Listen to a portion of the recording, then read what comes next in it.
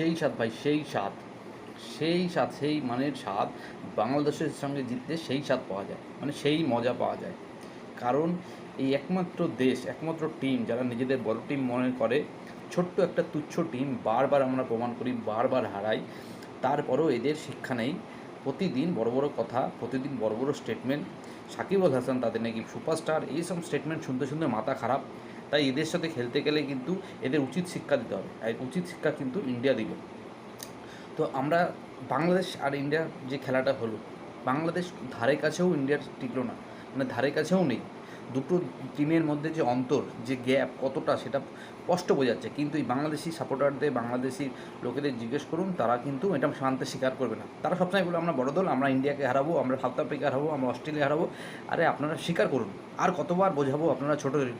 5-0 থেকে 6-0 হয়ে গেল, 5-0 থেকে 6-0, ওয়ার্ল্ড কাপে 6 বার হারালাম, একবারও জিততে পারেনি। কোনো আইসিসি ট্রফি, কোনো এশিয়া কাপ, কোনো ত্রিদেশীয় সিরিজ কিচ্ছু জেতে না, কিন্তু মুখে শুধু বড় বড় কথা।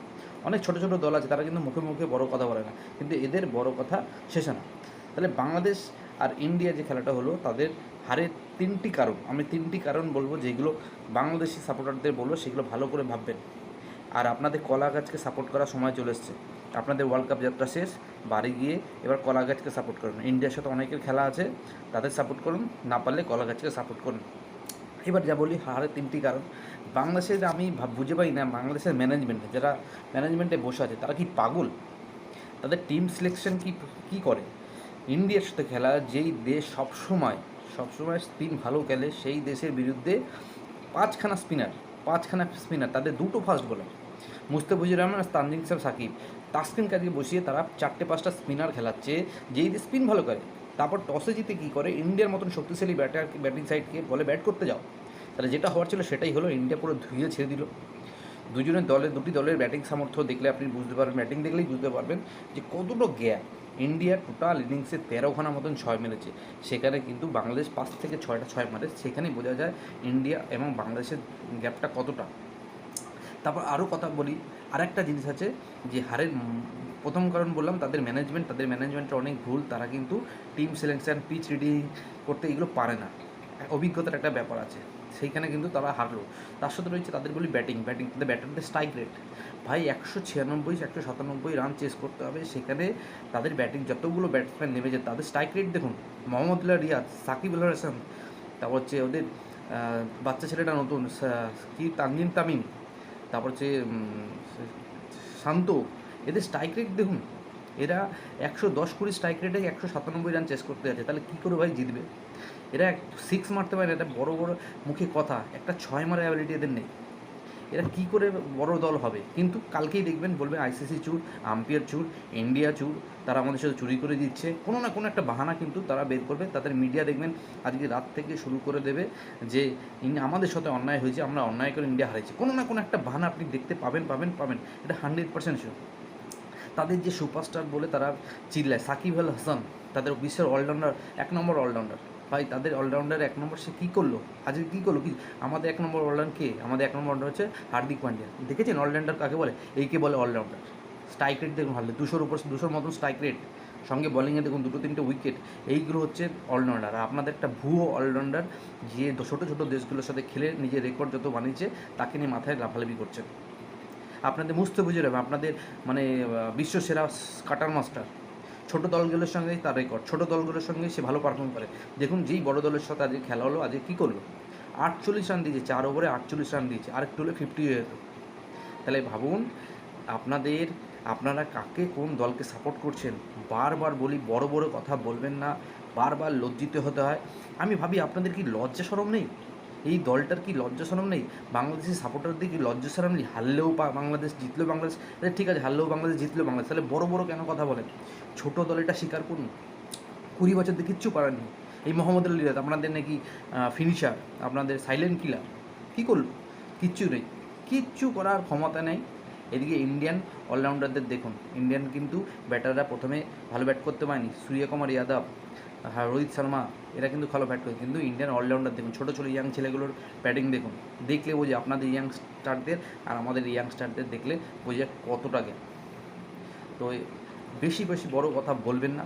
ইন্ডিয়া আপনাদের দাদা ছিল, বাবা আমি বলবো না, বাজে ল্যাঙ্গুয়েজ ইউজ করবো না, ইন্ডিয়া আপনাদের দাদা ছিল, দাদা থাকবেন, দাদাকে সম্মান করুন, সাপোর্ট করতে শিখুন। যে একটা দেশ, বড় দেশ, আমাদের থেকে বড় দল, তাদের কাছে আমাদের শেখার আছে, তার সাথে হিংসা করবেন না। হিংসা করলে বারবার এরম মুখ থুবড়ে পড়বেন। আপনাদের কিছু মিডিয়া দেখছিলাম চ্যানেলে বলছিল যে আমরা এবার ইন্ডিয়াকে হারাবো, আমরা ইন্ডিয়াকে হারাতে পারি, আমরা এর আগেও হারিয়েছি। আরে হারিয়েছেন এক দুবার সেই মিরপুরের মাঠে। মিরপুরের মাঠটা একটা মাঠ না, ওটা জমি ক্ষেত, ওই ক্ষেতে আপনারা চাষ করে করে বড় হয়েছেন, ওই জন্য ওই মাঠটা ভালো বোঝেন। এছাড়া ওয়ার্ল্ডের কোথাও আপনারা হারাতে পারবেন না।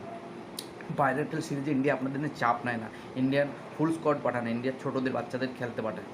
মাঝে মাঝে হয়তো আপনারা ওই সব সুযোগ নিয়ে জিতেছেন, কিন্তু ওয়ার্ল্ড কাপের মতন স্টেজে ইন্ডিয়া কত বড় বিধ্বংসী টিম সেটা বারবার প্রমাণ করেছে। দেখলেন খেলা কাকে বলে।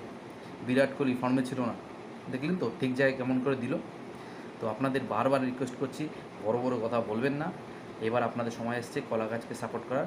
একটা করে বাড়িতে কলা গাছ লাগান আর কলা গাছের সামনে বসে কলা গাছকে সাপোর্ট করুন, কেন ইন্ডিয়া ওয়ার্ল্ড কাপ নিতে চলেছে। ওয়ার্ল্ড কাপ না নিলেও ফাইনাল নিশ্চিত, ফাইনাল ইন্ডিয়া যাবেই, সেটা দেখতে থাকুন। এখনও বলছি সময় আছে, সাপোর্ট করুন, আমরা সাপোর্ট করব, আমরা আপনাদের ক্রিকেট শেখাবো, আমরা আপনাদের বলবো কীভাবে ডমিনেট করতে হয় অন্য দেশগুলোকে।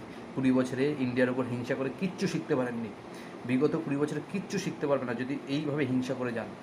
ওই জন্য বললাম ইন্ডিয়াকে হিংসা না করে ইন্ডিয়ার কাছে শেখার চেষ্টা করুন। জীবনে অনেক কিছু ইন্ডিয়া আপনাদের শিখিয়েছে, আপনারা সব ভুলে গেছেন, আপনার হচ্ছে বিশ্বাসঘাতক দল। এবার সময় এসছে ক্রিকেটটাকে যদি বাঁচাতে চান, বড় দল যদি হতে চান, ইন্ডিয়ার কাছে আসুন, ইন্ডিয়ার সঙ্গে সহযোগিতা করুন, ইন্ডিয়ার পিছন পিছন ঘুরুন, যেটা আফগানিস্তান করছে। আফগানিস্তান দেখুন ধীরে ধীরে বড় দল হয়ে উঠছে, কারণ আফগানিস্তান জানে ইন্ডিয়ার সাথে পাঙ্গা নিলে আমাদের এই অবস্থাই হবে। আফগানিস্তান টিমটা কিন্তু বড় দল হচ্ছে। আগামী দিনে আপনাদের আফগানিস্তানের সাথে খেলা দেখবেন, ওখানেও আপনারা হারবেন। এর আগে 3টে ম্যাচ জিতে আপনারা ছোটো ছোটো দলগুলো জিতে ভেবেছিলেন অনেক বড় দল হয়ে গেছি, ওয়ার্ল্ড কাপে সেমিফাইনাল খেলবো, ফাইনাল খেলবো। আপনাদের তহিদ হৃদয় কী করলো, সে একটা সেদিনকে মিডিয়া স্টেটমেন্ট দিয়েছে যে আমরা এবার সেকেন্ড রাউন্ড কেন, আমরা এবার সেমিফাইনাল ফাইনাল খেলতে পারি, এরকম একটা আমাদের দল। নেদারল্যান্ডকে হারিয়ে, নেপালকে হারিয়ে আপনারা বড় দল হয়ে গেছেন। না, আপনাদের অকাত কতটা সেটা ইন্ডিয়া বুঝিয়ে দিল। আগামী দিনে আবার দেখালে আবার বোঝাবো। তাই এখনও সময় আছে, চুপচাপ থাকুন, মুখ সাইলেন্ট থাকুন, ভদ্রভাবে ইন্ডিয়ান টিমকে সাপোর্ট করুন, ট্রোল করবেন না। সাকিব নিয়ে লাফাচ্ছিলেন, বীরেন্দ্র সেহবাগ কী বলেছিল, 20টা ইনিংস পর একটা ইনিংস খেলে, তাকে নিয়ে মাথায় লাফানো। সাকিব নাকি নেদারল্যান্ডের সঙ্গে 50 করে সেহবাগকে জবাব দিয়ে দিয়েছে। কোথায় আপনাদের সাকিব, কী করলো? যখনই বড় দল আসে হাত পা কাঁপে, সে বলিংয়ে কী করলো? ধুলাই দিয়েছে, হার্দিক পান্ডিয়া ধুলাই দিয়েছে, ধুলাই। কত রান দিচ্ছে? 37 রান না 36 রান দেয় 3 ওভারে।